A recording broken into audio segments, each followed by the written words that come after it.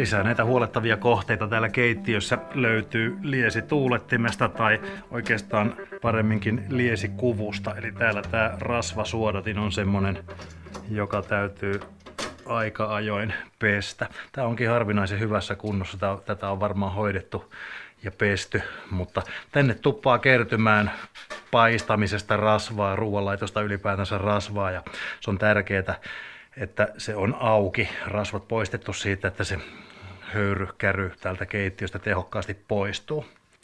Rasvasuodatin peseytyy ihan tiskialtaassa.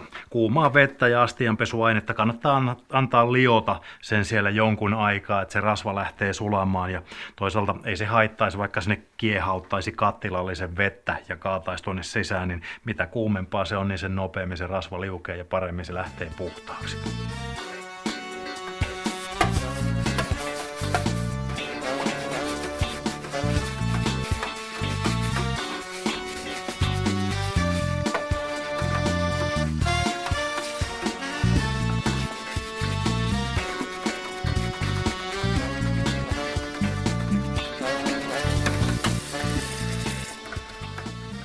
Pesun jälkeen rasvasuodatin sitten huuhdellaan hyvin sille, että pesuaineet siitä lähtee pois ja annetaan kuivahtaa ja sen jälkeen laitetaan paikalle. Yksi juttu, mikä tässä tämän rasvasuodattimen pesemisen yhteydessäkin tuli mieleen, on tietysti taas tämä energian ja veden säästäminen. Eli aina kun keittiössä tiskataan astioita tai pestään vaikkapa rasvasuodatinta, niin vältetään sitä juoksevaa vettä, koska se juoksevalla vedellä löträäminen kuluttaa kaikista eniten sitä vettä ja tietysti se siirtyy sieltä sitten suoraan asumiskustannuksiin.